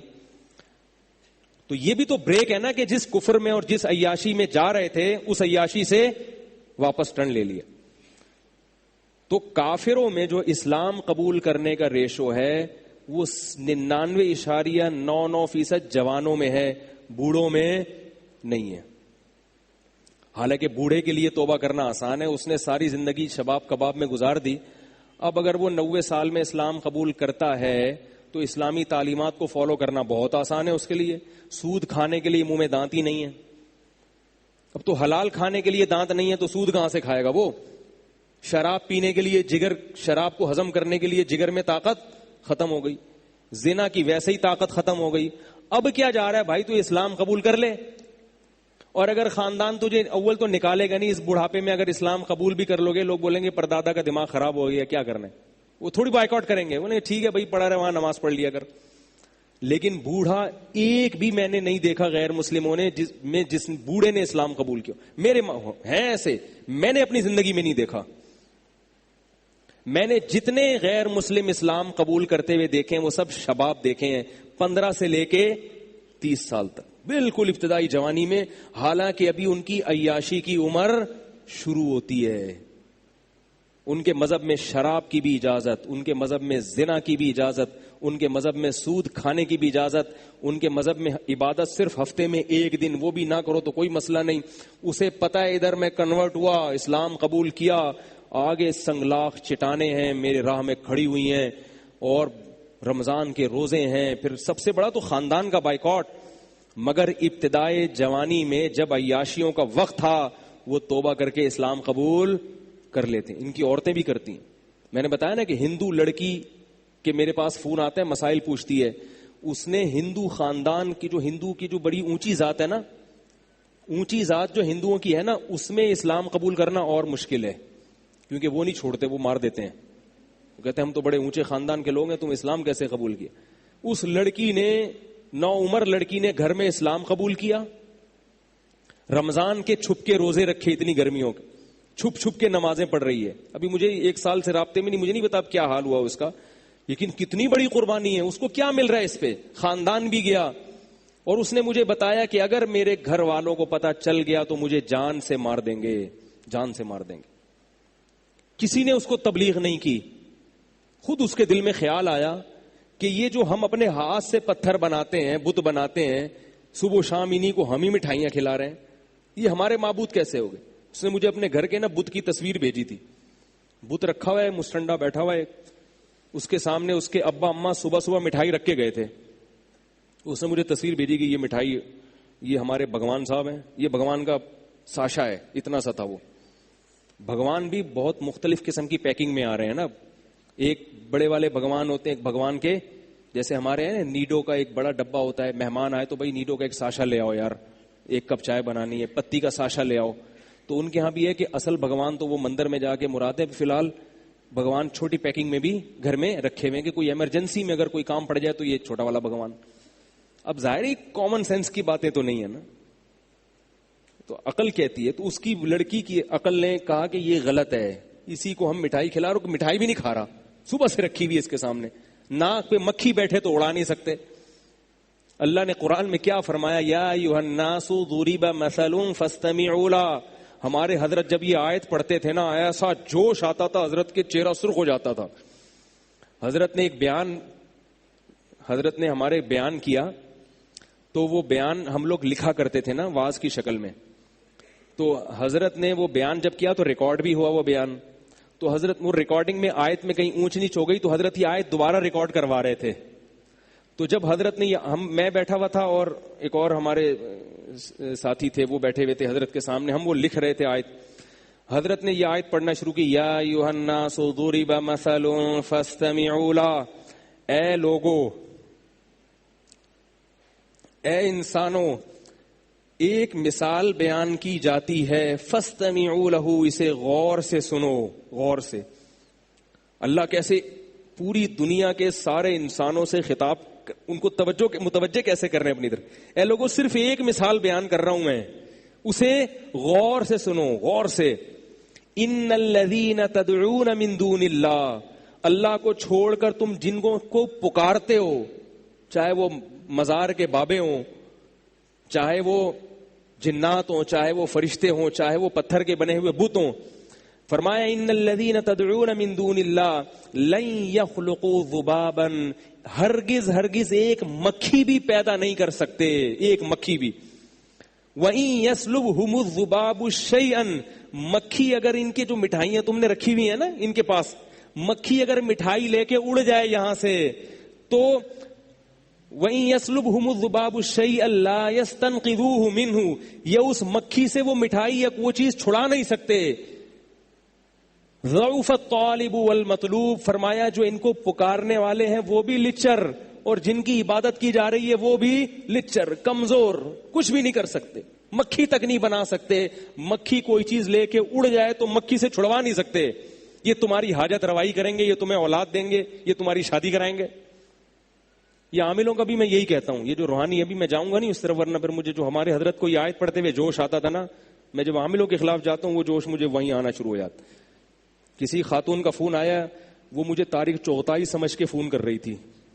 میرا نام بھی طارق ہے نا, تو اس بہانے سے بہت سے لوگ مجھے فون کر دیتے ہیں. خاتون کا فون آیا, وہ آپ طارق چوغتائی ہیں. میں نے کہا اللہ نہ کرے بھائی. میں نے کہا خیر مسئلہ, کہہ رہی وہ آپ نے ایک وظیفہ بتایا تھا, اس سے میری ایک بچی کی شادی تو ہو گئی, 2 بچیاں رہ گئی ہیں, ان کے لیے بھی بتا دیں. میں نے کہا کہ اللہ کی قسم وہ اس وظیفے سے نہیں ہوئی تھی, وہ ویسے ہی ہو گئی تھی, باقیوں کی بھی دعا کریں ویسے ہی انشاءاللہ ہو جائے گی. میں نے کہا اس سے جا کے تحقیق کریں, اس کے اپنے خاندان کی بچیوں کی کتنوں کی شادیاں نہیں ہو رہی. اگر یہ وظیفوں سے ہو رہی ہوتی, اس کی اپنی کتنوں کی نہیں. میں نے کہا آج کل تو شادیاں ویسے ہی نہیں ہو رہی ہیں, بندے کریں گے تو ہوں گی نا شادیاں. یہ تو آپ لوگ کتنے ہیں یہاں جو میرڈ ہیں, سارے کمارے بیٹھے ہوئے یہاں پہ. جب کرو گے ہی نہیں, عمریں نکلیں گی تو الٹے لٹک کے وظیفے پڑھو, سیدھے لٹک کے وظیفے پڑھو, کچھ بھی کرو, ہوگا ہی نہیں. ابے بھائی روٹی کھاؤ گے نہیں تو پیٹ میں جائے گی, وہ جو مرضی کرو. جب مردوں نے نکاح کرنا ہی چھوڑ دیا ہے, 40 سال کی عمر میں تم نکاح کرو گے تو لڑکیوں کی شادی کہاں سے ہوگی؟ اور ماں باپ اپنے بیٹوں کو شادی کرنے نہیں دیتے, لڑکے کو کہاں کرنے دیتے ہیں شادی, اور روتے ہیں کہ ہماری بیٹیوں کا رشتہ نہیں آ رہا. تو بھائی اس لیے نہیں آ رہا کہ دوسرے کے باپ بھی اپنے بیٹے کو شادی نہیں کرنے دے رہا. ایک چھوٹی سی بات کہہ دوں, وہ موضوع آیا ہے تو چھوٹی سی, پھر میں اصل موضوع کو بس سمیٹتا ہوں, آپ ذرا گچی پکڑ کے رکھیں اس کی. آج کسی کا فون آیا کہ وہ ہماری کوئی خاتون تھی, وہ بیوہ ہو گئی تھی, یہ ہو گیا تھا, فلانا ہو گیا تھا, اب بڑی مشکل سے ان کا ایک جگہ رشتہ طے ہو گیا ہے, 1 سال کے بعد شادی ہے. تو میں نے کہا 1 سال کے بعد کیوں ہے؟ کہہ رہے ہیں وہ لڑکا کہہ رہا ہے کہ میں پہلے اپنے پاؤں پہ کھڑا ہو جاؤں. میں نے کہا آپ لوگوں کی طرف سے تو دیر نہیں ہے نا. کہہ رہے نہیں, لڑکا کہہ رہا ہے میں پہلے گھر بنا لوں, میں کمرہ بنا لوں, میں یہ کر لوں. میں نے کہا ان کے گھر میں کوئی کمرہ نہیں ہے؟ کہہ رہے ہاں وہ ہے. میں نے کہا کیا وہ کھاتے نہیں ہیں؟ بھی کھاتے ہیں, صبح ناشتہ بھی. تو میں نے کہا اگر آپ لوگوں کی طرف سے یہ شرط ہوتی نا کہ نہیں ہم اپنی بہن کو یا بیٹی کو اس حالت میں نہیں بھیجیں گے, اس کے لیے پہلے ڈیفنس میں بنگلہ بھائی ہر ایک کا اپنا ایک معیار ہوتا ہے نا لڑکی والوں کا, تو سمجھ میں آتا ہے کہ بھئی آپ اس کنڈیشن میں بھیجنے پر آمادہ نہیں ہو. اگر آپ آمادہ ہو اور سامنے والا آمادہ نہیں ہے, وہ بہت بڑا بے وقوف ہے. وہ کہنا تو بہت بے وقوف بہت ہلکا لفظ ہے اس کے لیے, لیکن کیا کریں بھئی, تقدس بھی تو ہے نا کوئی مسجد کا, اور اسی پہ کلپ آ جائے گا. تو وہ پاگل ہے بھائی. جب مرد کو عورت کی ضرورت زیادہ ہوتی ہے, میں نے کہا 1 سال وہ بندہ بیوی کے بغیر, عورت کے بغیر گزارا کیسے کرے گا؟ ہماری سمجھ میں نہیں آتا بھائی. یہ اس ماحول میں جب تمہیں لڑکی خود اپنے حقوق سے دستبردار ہو رہی ہے, وہ کہہ رہی ہے کہ بھائی میں اسی روکھی سوکھی میں تمہارے ساتھ گزارا کر لوں گی, تو لے آؤ یار, فوراً لے آؤ جا کے. بولو بھائی ٹھیک ہے, اور کیا چاہیے, گھر بھی بنتا رہے گا, تنخواہ بھی ہوتی رہے گی. یا تو وہ راضی نہ ہوتی نا. تو میں نے ان کو فون پہ کہا, میں نے کہا اللہ کا بہت بڑا فضل ہو گیا کہ اللہ نے مجھے مولوی بنا دیا, ورنہ میں بھی ایسا مکھنچو ہوتا. معاشرہ تو ایسے ہی لوگ پیدا کر رہا ہے. کیسے 1 سال خدا کی قسم روزے رکھ کے گزارا ہو سکتا ہے؟ میرا یہ نظریہ ہے. اس ماحول, اس معاشرے میں عورت کے بغیر 1 سال گزارا ہو جائے, اور آدمی بھی جوان ہو, اور ہو بھی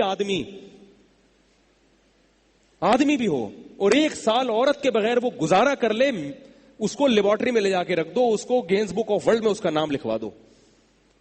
کیسے گزارا کرے گا؟ یہ زندگی کا ہر وقت کی ٹینشن ہے. یہ تو خواہشات نفسانی جو ہے, یہ شہوت ہے, تو جسم کی ریکوائرمنٹ ہے. جیسے بھوک لگتی ہے نا, چاہے کتنے نیک ہو, کتنے پرہیزگار ہو, بھوک تو لگے گی بھائی. چاہے تبلیغ میں چلے لگا لو, 4 مہینے لگا لو, اور ڈبل ہو جائے گی بھوک. تبلیغ میں نکل کے آدمی واقعی میدا بڑا ٹائٹ ہو جاتا ہے, ڈبل کھانا کھاتا ہے. اس کو ختم نہیں کر سکتے, صحابہ نہیں ختم کر سکے تھے بھائی. عثمان ابن مظعون رضی اللہ تعالی عنہ سفر میں ہوتے تھے, کہتے تھے ہم بیوی کے بغیر سفر کرتے تھے, ہم پہ بہت شہوت سوار ہو جاتی تھی, ہم بہت پریشان ہوتے تھے. صحابی جو نبی کی صحبت اٹھاتے ہیں, اتنے پریشان ہو گئے کہ انہوں نے نبی سے اجازت مانگی کہ یا رسول اللہ آپ ہمیں اجازت دیں, ہم کوئی ایسی چیز کھائیں کہ ہم خسی ہو جائیں, نامرد ہو جائیں, ہم سے گزارا نہیں ہوتا عورت کے بغیر سفر میں. تو آپ صلی اللہ علیہ وسلم نے فرمایا کہ نہیں, تمہیں خسی ہونے کی اجازت نہیں ہے. کیا فرمایا؟ تزوج الودود الولود فانی مباہی بکم الامم. فرمایا نکاح کرو. نکاح کیا مطلب؟ سفر میں کر لو کسی سے نکاح. یہ نہیں کہ ابھی جائیں گے تو پھر اس 6 مہینے استخارے نکالیں گے, پھر لڑکی والے آئیں گے تو پھر لڑکے والے جائیں گے. اتنا ٹائم نہیں ہے بھائی, اتنا ٹائم نہیں ہے. سفر میں گئے ہو, کوئی رشتہ میسر ہے, شادی کرو. گھر میں فون کر کے ابا کو بتا دو, ہو گئی ہے, ہو گئی. صحابہ کا ایسا ہی ہوتا تھا, ابا ہو گئی. آج تو پتہ نہیں کیا عذاب بنا لیا اللہ کے بندو. 1 سال کیسے گزارا کرتے ہو؟ خدا کی قسم میری سمجھ میں نہیں آتا. یا تو کوئی بہت نیک ہے, اتنا نیٹ کلین پاک صاف ہے, ایسا ہے تو مجھے بتاؤ, میں اس سے اصلاحی تعلق قائم کرنا چاہتا ہوں. بھائی ہمیں تو ایسے لوگ چاہیے, بیوی کے بغیر بھی رہیں 1 سال اور جوان بھی ہوں, اور پھر بھی گناہ کا ان کے دل میں خیال نہ آئے, اور ایسے پاک صاف زندگی. یا تو وہ کچھ اور مخلوق ہے, کسی اور جنس کا آدمی ہے, یا وہ بہت نیک ہے. میں اس سے بیعت ہونا چاہتا ہوں, میں بیعت ہونا چاہتا ہوں. بھائی ہم بھی اسی معاشرے کے انسان ہیں, تو کیسے پاگل پنا ہے کہ میرا بھی کمرہ. بھائی تمہیں جب کوئی نعمت مل رہی ہے, یہ ایسے ہی ہے جیسے روٹی سامنے رکھی ہوئی آپ کے, روٹی کہہ رہی ہے کہ مجھے کھا لو, اور آپ کو بھوک بھی لگ رہی ہے, اور آپ کو نہیں میں نہیں کھا رہا, میں پہلے ڈیفنس میں ایک بنگلہ بناؤں گا, اس کی چھت پہ ایک ہوٹل بناؤں گا, وہاں بیٹھ کے کھاؤں گا. تو آپ اپنا ہی نقصان کر رہے ہو نا. جو 1 سال آپ کو صبر کرنا پڑے گا, یہ خود اپنے لیے ٹینشن ہے. اور یہ بات یاد رکھو, یہ حیا کے خلاف ہے, مگر ایک سائنسی حقیقت ہے, اس لیے بتا رہا ہوں میں کہ نکاح میں جتنی تاخیر کرو گے نا سیکچول پاور اتنی کم ہوتی چلی جائے گی, کیونکہ انسان کی جو قوت استعمال نہیں ہوتی وہ قوت آہستہ آہستہ کم ہو جاتی ہے, فارغ ہوتے چلے جاؤ گے. یہ ایک میڈیکلی آپ کو جسمانی نقصان ہوتا ہے, کیونکہ جو قوت آپ کی استعمال نہیں ہو رہی نیچرل طریقے سے, گناہوں میں نہیں, حلال اور نیچرل جو طریقہ ہے, اگر نہیں ہوگی تو آہستہ آہستہ آپ کی جسم اس معاملے میں کمزور, اوپر سے بڑے ہٹے کٹے ہو گئے, باڈی بلڈر بنا ہوا ہے, کٹس دکھا رہا ہے لوگوں کو, لیکن اندر سے کیا ہو جائے گا, مردانہ قوت اس میں آہستہ آہستہ ختم ہو جائے گی, کیونکہ جو قوت استعمال نہیں ہو رہی تو وہ قوت ختم ہو جاتی ہے. آپ چلنا چھوڑ دو تو آپ کے ٹانگیں مفلوج ہو جائیں گی کہ نہیں ہو جائیں گی, کیونکہ ٹانگوں کا کام ہے چلنا. اگر آپ نے ٹانگوں سے چلنے کا کام نہیں لیا تو ٹانگیں کیا ہو جائیں گی, سننا چھوڑ دو گے تو سماعت ختم ہو جائے گی, دیکھنا چھوڑ دو گے بصارت ختم ہو جائے گی. تو اسی طرح اللہ نے جو انسان میں ایک ڈیزائرز رکھی ہیں, اگر یہ استعمال نہیں ہوں گی تو آہستہ آہستہ کمزور ہوتے چلے جاؤ. خیر میں جلدی سے وہ موضوع سمیٹتا ہوں, کیا بات چلی. تو میں یہ عرض کر رہا تھا کہ نبی صلی اللہ علیہ وسلم نے کیا فرمایا کہ بڑھاپے میں یہ دو چیزیں جوان ہوتی ہیں, تو اس لیے جوانی میں ختم کر لو تو فائدے میں رہو گے.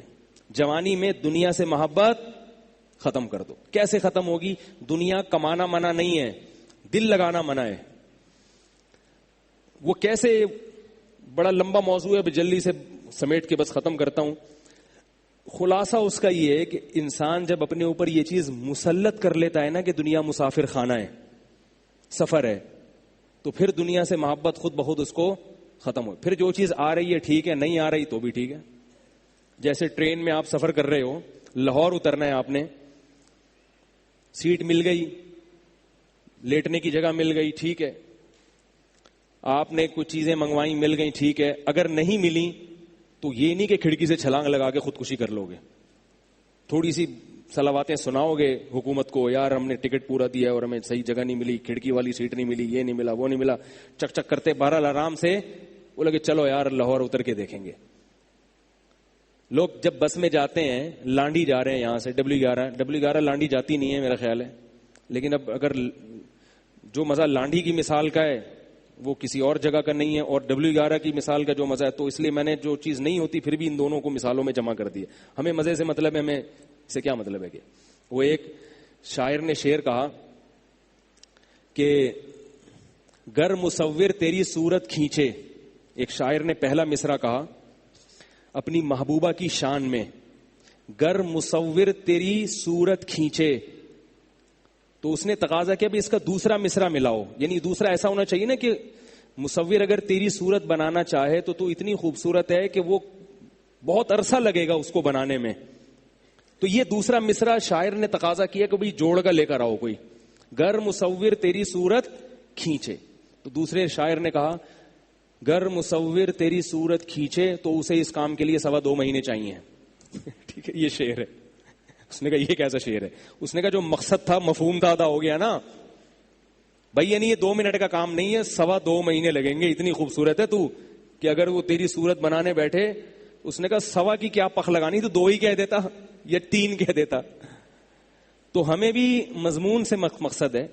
اب آپ لانڈی جا رہے ہیں, W11 میں بیٹھ کے, سیٹ مل گئی تو بھی ٹھیک ہے, نہیں تو آدمی پائیدان پہ سفر کر کے گزر جاتا ہے کہ یار یہاں سے اترنا ہے, لانڈی جانا ہے, وہاں اپنا ایئر کنڈیشن روم ہے, آرام سے بیٹھیں گے. اب یہ تھوڑی کہ آپ کو پائیدان پہ جگہ ملی ہے تو آپ ٹینشن لے رہے ہو, یار میری تو زندگی تباہ ہو گئی.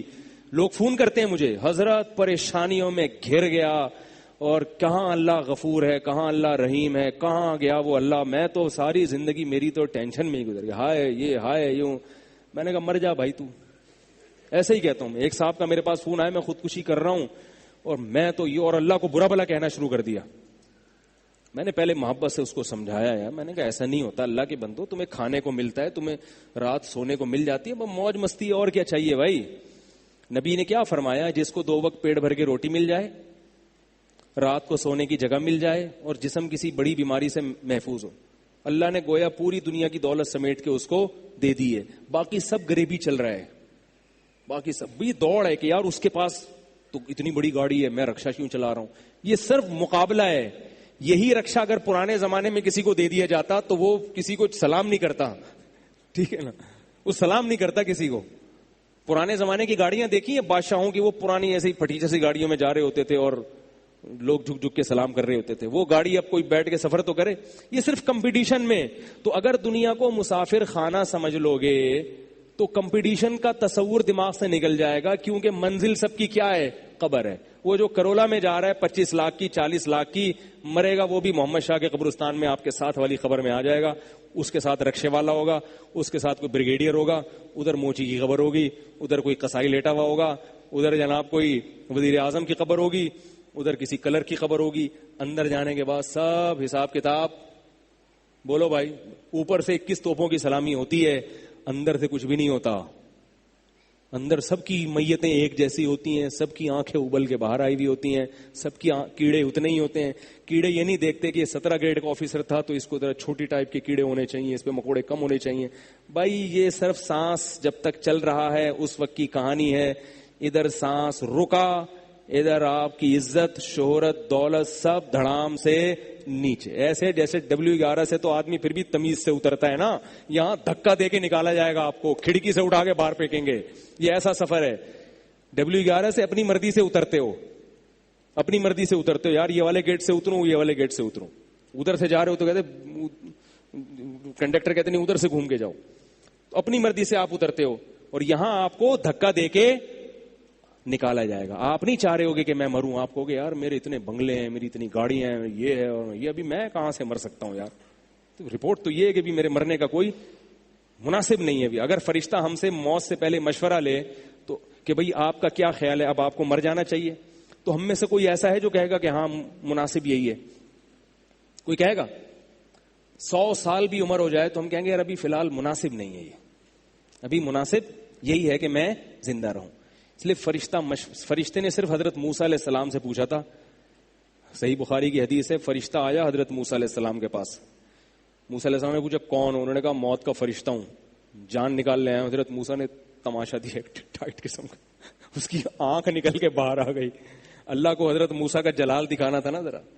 اس لیے خوب یاد رکھو, ہمارے بزرگ کہتے ہیں کہ بزرگوں کی عادتیں مختلف ہوتی ہیں. جب کسی کا عالم ہونا نیک ہونا ثابت ہو جائے نا تو اس کے ذرا ذرا سے رویوں کو چینج دیکھ کے بدگمان نہ ہو جایا کرو. بعض بڑے نرم مزاج ہوتے ہیں, بعض میں ذرا کڑکی ہوتی ہے. تو کڑک طبیعت ہے تو بولو اللہ نے حضرت موسیٰ علیہ السلام والا مزاج دیا ان کو. حضرت موسیٰ نے تو موت کے فرشتے کو لگا دیا تھا کھینچ کے تماچا, پتہ نہیں کیوں لگایا تھا. اس نے جا کے شکایت کی اللہ سے, اللہ تو نے کس بندے کے پاس بھیجا ہے, کیونکہ حضرت موسیٰ نے کہ تماچا تو مشہور تھا نا. تو ہم سے نہیں فرشتہ پوچھے گا آ کے, ہمیں بس کہے گا نکلو یہاں سے. تو جب نکلنا ہی ہے, جانا ہی ہے, تو بھائی کرولا مل جائے ٹھیک ہے, تھوڑی مٹھائی کھلا دیا کرو, کھا لیا کرو, نہیں تو رکشا بہتر ہے, چنچی سب سے بہتر ہے. کتنا اچھا لگتا ہے چنچی میں پیچھے بیٹھا ہوا آدمی جا رہا ہو, کتنا اچھا لگتا ہے نا, اس کا اپنا ایک مزہ ہے. اور چرسیوں سے عبرت حاصل کیا کرو, چرسیوں سے. چرسی ہوتے تو گناہگار ہیں لیکن ان کی زندگی بڑے مزے, کیونکہ یہ نہ ان کو عزت کی فکر رہتی ہے نہ دولت کی فکر, ان کو صرف پاؤڈر چاہیے. ہیروئنچی کو صرف پاؤڈر چاہیے, ان کی ایک ہی تمنا ہے کہ پاؤڈر مل جائے. ان کو پاؤڈر اگر مل گیا بہت مزے ہی مزے ان کے. تو آپ اپنا ہدف اللہ کی رضا کو بنا لو. اللہ کی رضا کا پاؤڈر مل گیا تو مزے ہیں, نہیں ملا تو بھائی کوئی فائدہ نہیں اس عزت کا. یہ عزت قارون کو ہم سے زیادہ ملی ہے, فرعون کو ہم سے زیادہ ملی ہے. کیا کر لیا انہوں نے اس عزت کا؟ تو اللہ کی محبت کا پاؤڈر اگر ہمیں بس اس کا پاؤڈر ہی بنا دو اپنے آپ کو. اور وہ کیسے حاصل ہوتا ہے, وہ بزرگوں کی صحبت کے بغیر حاصل نہیں ہوتا. خیر یہ الگ ٹاپک ہے, میں اس پر بعد میں کبھی بات کروں گا. وہ کتابوں سے حاصل نہیں ہوتا, وہ کتابوں سے حاصل نہیں ہوتا, وہ اہل اللہ کے ساتھ رہنا پڑتا ہے, اس طرح سے وہ چیز حاصل ہوتی ہے. تو وہ چرسی ہیروئنچی ایک بیٹھا ہوا تھا نا, بار بار بتاتا ہوں کتنے مزے کی زندگی ہوتی ہے کہ ہیروئنچی برساتی نالے میں بیٹھا ہوا تھا. برساتی نالوں کے اندر ہی بیٹھتے ہیں نا یہ جا کے, نالے کے جب برسات نہیں ہوتی تو یہ نالے کو ٹھیا بناتے ہیں, اور پائپ میں پاؤڈر ڈال کے پی رہا ہے.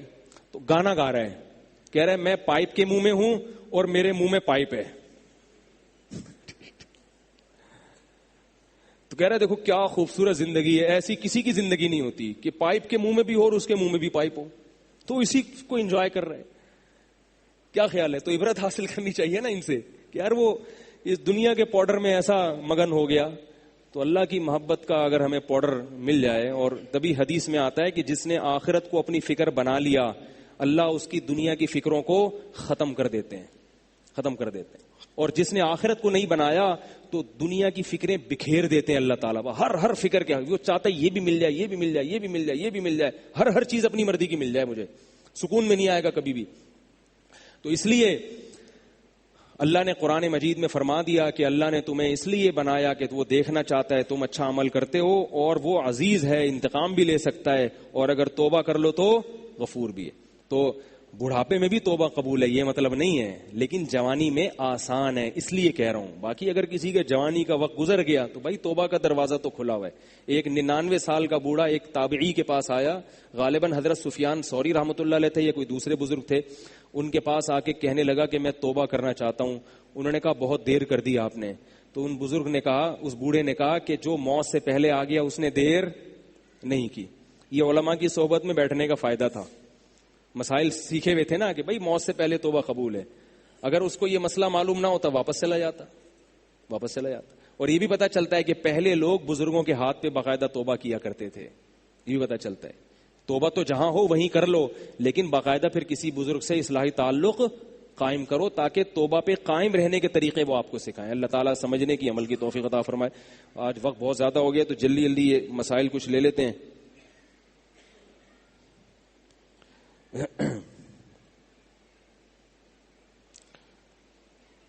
آپ لوگوں نے کوئی مسئلہ پوچھنا ہو تو بتا دیں، پوچھ لیں بھائی.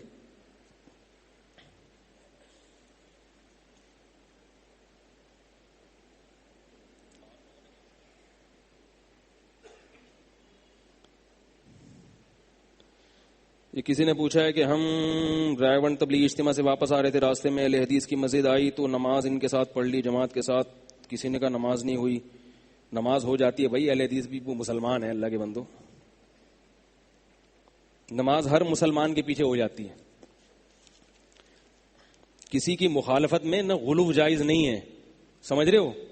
مسلک پرستی کو ایک حد تک رکھنا چاہیے. آگے بڑھاؤ گے اس سے تو معاملہ کیا ہو جائے گا. ایک صاحب کا میرے پاس فون آیا کہ وہ میں اپنے بیٹے کی شادی کر رہا ہوں، وہ جو لڑکی ہے نا وہ جماعت اسلامی کی ہے. میں نے کہا پھر جماعت غیر اسلامی کی لڑکی تلاش کرتے ہیں آپ کے لیے کوئی. ابے تم نے کیا الیکشن میں کھڑا کروانا ہے اس کو؟ ووٹ دیتے ہوئے تو آدمی دیکھے جماعت اسلامی ہے یا نہیں. اگر آپ کو جماعت اسلامی پسند نہیں ہے تو بھائی میں تو اس جمعیت کو ووٹ دوں گا. شادی کرنے میں تم نے کیا کرنا ہے اس کو؟ جماعت اسلامی کی ہے، یہ پی ٹی آئی کی ہے. بھائی اگر تمہارے حساب سے ہے تو چاہے پی ٹی آئی کی ہو، مسلم لیگ کی ہو، جماعت اسلامی ہو، اگر گھرداری ہے جو جس سے کام لینا ہوتا ہے نا اس میں یہ دیکھا جاتا ہے. کبھی مزدور گھر رکھا ہو کنواں کھدوانے کے لیے، مزدور بلایا، اس میں یہ دیکھتے ہو کہ یہ جماعت اسلامی کا ہے یا یہ پی ٹی آئی کا ہے. اب بھائی تو نے کھڈا کھودنا ہے تو جس جماعت کا ہے ہماری بلا سے. تو یہ جو ہے نا یہ ہماری قوم کا ایک المیہ ہے غلو. میں 8 سال سے بے اولاد ہوں. اب میں نے اپنی سالی کی بیٹی گود لی ہے، اس کو محرم کس طرح کروں؟ سالی کی جو بیٹی ہے وہ آپ خود جو ہے نا اپنی بہن سے فیڈ کرا دیں اس کو. بھائی جو لڑکی کا باپ ہے نا، جو ابھی باپ بنا ہے اس کا سوتیلا، وہ کیا کرے اپنے خاندان کی کسی یعنی اپنی محرم عورت کا دودھ پلوا دے اس کو. اپنی بہن کی کا دودھ پلوا دے گا تو یہ بچے کا ماموں بن جائے گا. سمجھ رہے ہیں؟ اس طرح کے کسی رشتہ دار کا، تاکہ یہ اس کا محرم بن جائے. میری ایک بہن ہے، اس کے بچے بڑے ہیں، کیا بھاوج کا دودھ پلانے سے ہی بچی میری محرم ہو جائے گی؟ ہاں. بھاوج کسے؟ بھابھی کو بولتے ہیں.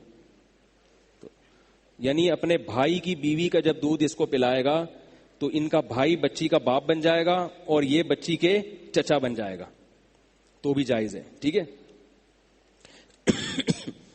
اچھا، یہ محمد ریاض خان کہتے ہیں I am in France and Pakistani کرے کہہ رہے کیا لکھا ہوا ہے یہ وانٹ ٹو میری می. ہوئی my age is 36 year but my parents are not accepting it. Why should I do now? Can I do marriage without their consent? نکاح تو جائز ہے بھائی، ابا کی اجازت کے بغیر بھی جائز ہے، مگر یہ کہ ابا کی مرضی سے کر لو تو ثواب ملے گا. سمجھ رہے ہو؟ میں جو کہتا ہوں نا کہ ابا کی اجازت کے بغیر نکاح جائز ہے، اس کا مطلب یہ کہ ابا اگر آپ کو نفس نکاح سے روک رہے ہیں، نکاح سے روکنے کا ابا کو حق نہیں ہے، لیکن نکاح سے نہیں روک رہے، بلکہ وہ یہ کہہ رہے بیٹا یہاں نہیں بلکہ یہاں کرو. تو پھر کس کو ترجیح دینی چاہیے؟ ابا کو، کیونکہ آپ کی جو بیوی ہے وہ آپ کی بیوی بھی ہوگی اور آپ کے ابا کی بہو بھی ہوگی، دو رشتے قائم ہوں گے نا. تو اب ایسی بیوی لے کر آ رہے ہو جو آپ کی بیوی تو بن جائے مگر ابا کی بہو نہ بن سکے، وہ خاندانی رشتہ قائم نہیں ہوتا. سمجھ میں آ رہی ہے بات؟ تو اگر ابا کر رہے ہیں، ہاں اگر آپ ابا جہاں کر رہے ہیں وہ آپ کو بالکل ہی دلی مائل نہیں ہو رہا، پھر ایک الگ بات ہے. کیونکہ اللہ نے قرآن میں فرمایا فن کی ہو ما طاب لکم، جو تمہیں پسند آئے. یہ نہیں کہ جو تمہارے ابا کو پسند آئے ان سے شادی کرو. اللہ نے قرآن میں کیا فرمایا؟ تمہیں پسند آئے. تو اپنی پسند میں ابا کی پسند بھی داخل ہوتی ہے. لیکن اگر خود بہت ہی نفرت ہے، دل مائل ہی نہیں ہو رہا، پھر ابا کو محبت سے سمجھا دینا چاہیے ابا ذرا سا بھی میری طبیعت مائل نہیں ہو رہی اس کی طرف، بالکل دل ہی نہیں مائل ہو رہا. پھر اس کا نقصان ہوتا ہے کہ ایسی جب شادیاں ہوتی ہیں تو وہ بیوی کو محبت نہیں دیتے اور پھر لڑائیاں ہوتی ہیں، اس کو لٹکا کے چھوڑ دیتے ہیں بالکل ایسے. یہ فرانس والے بھائی کا ہو گیا. بس عقیدہ پہ بیان کب ہوگا؟ تو بہت دفعہ بیان کر چکا ہوں. سونے کا بیچنا حلال ہے یا حرام؟ ظاہر خان نے پوچھا. جائز ہے بھائی. یاسر خان پوچھتے ہیں یہ پولیو ویکسین کے بارے میں کچھ باتیں سنی ہیں، میں اس میں نسل کشی ہے کیا؟ یہ بھائی پولیو کے بارے میں نے ڈاکٹروں سے جو تحقیق کی ہے، جو میں کئی ڈاکٹروں سے ملا ہوں جو دیندار ہیں، وہ کہتے ہیں یہ بات غلط ہے کہ اس میں نسل کشی ہے. تو جب تک کوئی بات دلائل سے ثابت نہ ہونا، خام خواہ کے الزامات نہیں لگانے چاہیے. ضروری نہیں کہ جو چیز امریکہ سے آ رہی ہے وہ زہر ہی ہو، یہ ضروری نہیں ہے. میں نے ڈاکٹروں سے پوچھا کہ یہ گن پوائنٹ پہ پولیو کے قطرے کیوں پلاتے ہیں اگر اس میں نقصان نہیں ہے؟ انہوں نے کہا یہ اس لیے یہ ہمارے فائدے کے لیے نہیں پلاتے، اپنے فائدے کے لیے پلاتے ہیں. اس لیے کہ پولیو اگر ایک مریض بھی رہا تو ان کو یہ ڈر ہے کہ وہ بیماری ہمیں نہ لگ جائے، اس لیے دنیا سے پولیو کو ختم کرنا چاہتے ہیں اپنے فائدے کے لیے. تو ہم جو امت اخبار پڑھ کے رائے قائم کرتے ہیں، امت اخبار میں ایک مضمون آ گیا انٹرنیٹ پہ، یہ کوئی دلائل نہیں ہوتے. دلیل ہمیشہ اس کے اہل سے پوچھی جاتی ہے جو ماہرین ہیں. میں بتاتا رہتا ہوں نا کہ آج کل نئے نئے فرقے آ رہے ہیں، وہ قرآن حدیث کی روشنی میں مسئلے بتا رہا ہے. بھائی جو علماء ہیں ان سے پوچھو اس کی کیا حیثیت ہے. تو ایسے ہی پولیو کا جو کہ میں بیماریاں ہیں یا نہیں، یہ مولویوں کی فیلڈ نہیں ہے، یہ کس کی فیلڈ ہے؟ ڈاکٹروں کی. تو ڈاکٹروں سے جو میں نے اپنے طور پر پوچھا ہے، وہ سارے ڈاکٹر جو مجھے ملے ہیں اور بڑے مستند ڈاکٹر کہتے ہیں بھائی کوئی بیماری نہیں ہے اس میں. پھر بھی میں نہیں کہتا کہ ہو سکتا ہے کوئی سازش ہو، بیماری ہو، لیکن یہ دعویٰ کرنے سے پہلے آپ کے پاس دلائل مضبوط ہونے چاہیے. البتہ ایک بات میں نے سنی ہے اور وہ بڑی مستند ہے کہ پولیو کے قطروں کے نام پہ جاسوسی بہت ہوتی ہے. نہیں آ رہی بات سمجھ میں؟ بہت سارے لوگ کیا کرتے ہیں، این جی اوز کیا کرتی ہیں، محلے محلے کی خبر لینے کے لیے پولیو کے نام پہ عورتوں کو گھروں میں گھساتی ہیں. تبھی آپ نے پولیو کی ٹیم کی عورتیں دیکھی ہوں گی گھر میں گھسنے کی بہت کوشش کرتی ہیں، اور یہ اتنی ان کی معلومات ہوتی ہیں، ان کو چپے چپے کا پتا ہوتا ہے. تو یہ ہمارے لیے نقصان دہ ہو سکتا ہے کہ ہم اپنی ساری گھریلو معلومات کسی کو کیوں دے رہے ہیں. تو ان سے اگر پلوانا ہے تو گھر کے باہر، بولے گھر میں نہیں گھسو. اتنی معلومات ہے. میں کچھ دن پہلے یہاں چلتا ہوا جا رہا ہوں، 2-3 عورتیں جا رہی ہیں جو کسی محلے کی بھی نہیں، کہہ رہی اور طارق صاحب کیا حال ہے. اڑے میں نے کہا یہ کیا بھائی، ایسے جیسے کوئی بچھڑے ہوئے پرانے تعلقات ہوں ہمارے. اور ایسے طارق صاحب خیریت سے ہیں، اور سنائیں آپ کی وہ بچی کہاں ہے آج کل، وہ تو آپ کے تو اتنے بچے، پوری معلومات اس کو میرے بارے میں. پتا چلا وہ کیا کہاں سے، وہ پولیو ٹیم تھی، وہ ہمارے تینوں گھروں میں گھسی ہوئی ہیں، اور سب بچوں کے بارے میں ان کو معلومات ہیں، اور سارے گھر والوں کے بارے میں، سب سسرال کہاں، کتنے سالے ہیں، کتنی سالی ہیں، پوری رپورٹ ہوتی ہے ان کے پاس، ایک ایک گھر کی رپورٹ ہوتی ہے. اور یہ رپورٹیں ساری کہاں پہنچتی ہیں؟ یہ یورپ امریکہ پہنچتی ہیں. تو یہ گڑبڑ ہو رہی ہے. اسامہ بن لادن کو بھی جو پکڑوایا تھا نا، وہ سنا ہے پولیو ٹیم نہیں پکڑوایا تھا. تو یہ جو سارے سیٹ اپ ہے نا، یہ جاسوسی اس پہ ہو رہی ہے، یہ ڈینجرس چیز ہے. باقی پھر بھی اگر کوئی پولیو سے بچتا ہے، کسی کی اور تحقیق ہے تو بھائی اس کی تحقیق ہے، یہ ہمارا کام ہی نہیں ہے. اچھا بھائی بس 2-4 سوال اور پڑھتے ہیں، بہت زیادہ ٹائم ہو گیا ہے. علاؤالدین وزیری صاحب کہتے ہیں عقیدہ اور مسلک پہ بیان، یہ تو ہو گیا نا. عمر شاہ کہہ رہے ہیں مفتی صاحب میڈیسن کھانے کی وجہ صحیح نیند زیادہ کرتا ہوں صبح فجر میں، یہ ڈاکٹروں سے پوچھو یار. عدیل قریشی صاحب کہہ رہے ہیں بچوں کی اصلاح کیسے کی جائے کینیڈا میں رہتے ہوئے؟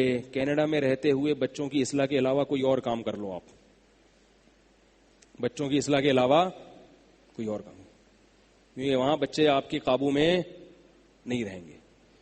اگر آپ نے بچہ اسکول میں ڈال دیا آپ کے ہاتھ سے گیا.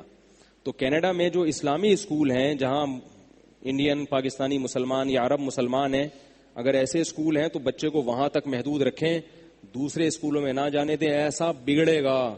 میرے پاس کالز آتی ہیں, میں نہیں کہہ رہا سارے بگڑتے ہیں, 99% بگڑ جاتے ہیں.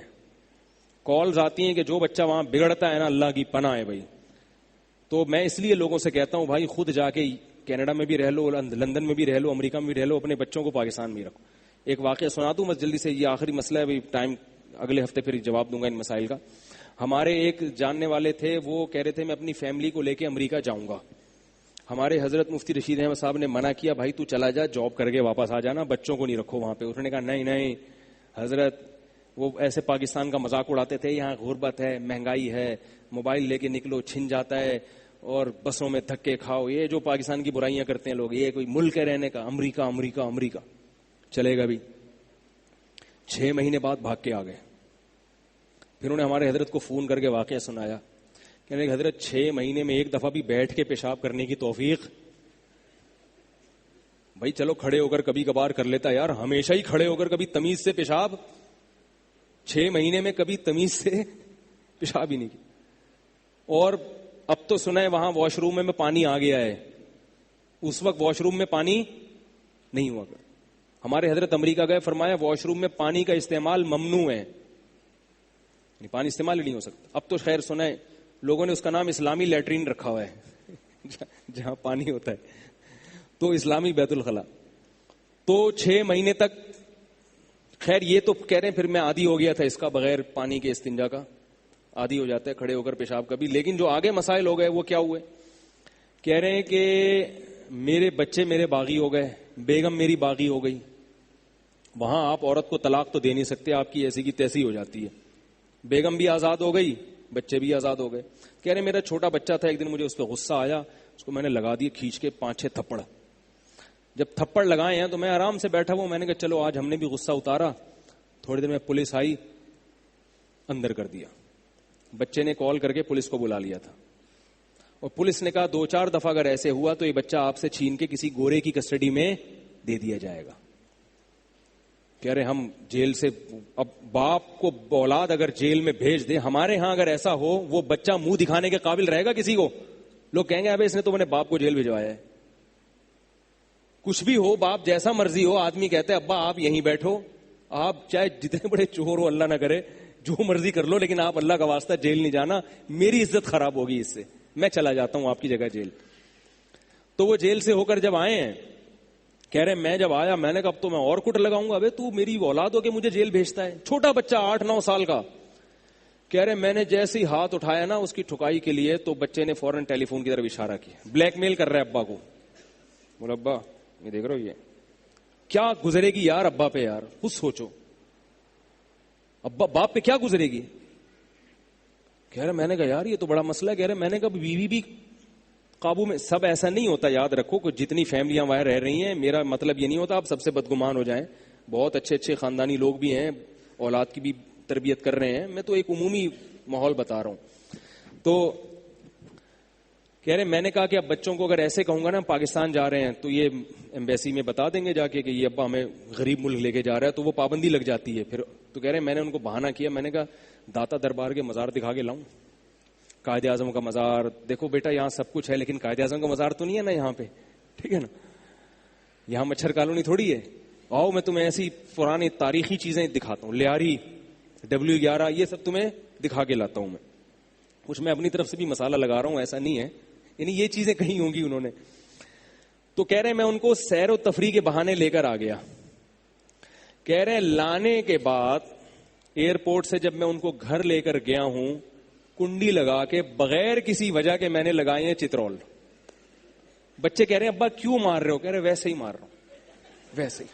پہلے تو کسی وجہ سے مار رہا تھا, تمہارا کوئی قصور نہیں ہے, تمہاری کوئی غلطی نہیں ہے, تباہ کوئی غلطی. ابا کیا ہوا, کیا میں نے؟ شفاق, کچھ بھی نہیں کیا بیٹا تم نے, وہ ویسے ہی, مجھے ایک ٹھڑک ہے میں نہیں پوری کر رہا ہوں.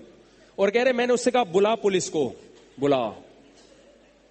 پولیس جب آئے گی نا پتا چلے گا کہ بیٹے نے باپ کے خلاف رپورٹ کی ہے, تو پولیس بیٹے کو ہی اٹھا کے لے جائے گی, کیونکہ پولیس والوں میں بھی اتنی غیرت ہے, وہ بھی کہتے ہیں یار باپ باپ ہی ہوتا ہے. وہ ٹھیک ہے رشوت لیں کچھ بھی, لیکن وہ بھی باپ کو باپ سمجھتے ہیں. وہ تو رشوت لے اس لیے رہے تاکہ اپنے ابا کو کھلا سکیں عزت کے ساتھ, اس کو جو ہے نا روزی روٹی کھلا سکیں. تو کہہ رہے ہیں میں نے لگائے چترول. میں نے کہا بلا پولیس کو. پھر کہنے لگے بھائی جیسا مرضی ہو اپنا ملک اپنا ہے, عزت کے ساتھ یہاں پر رہتے ہیں, سینہ تان کے چلتے ہیں. چلو موبائل چھینا اللہ نہ کرے کوئی چھینے, تو اپنے ہی بندے نے چھینا نا, خود کون سے ہم صحیح ہیں, ہم بھی تو جہاں ہاتھ لگتا ہے جو ہے نا ہاتھ مار لیتے ہیں. تو سبھی چل رہے ہیں ایک دوسرے کو ٹوپیاں کرا رہے ہیں. لیکن بہرحال بہت ساری خوبیاں ہیں بھائی ہمارے معاشرے میں. ان کی ہزاروں خوبیوں کے باوجود جو ایک خامی ہے, ان کا خاندانی نظام تباہ ہو گیا ہے. یہ ایک بہت بڑی خامی ہے. اور ہماری ہزاروں خامیوں میں ایک بہت بڑی خوبی ہے, ہمارا فیملی سسٹم الحمدللہ بچا ہوا ہے. اس لیے اپنے ملک کو رہائش میں جاؤ, کمانے ضرور جاؤ, لیکن رہائش میں اپنی نسل جو پیدا کرو نا وہ ادھر ہی رکھو. اللہ تعالیٰ سمجھنے کی عمل کی توفیق عطا فرمائے. سبحانک اللہم و بحمدک نشہد ان لا الہ الا انت نستغفرک و نتوب الیک.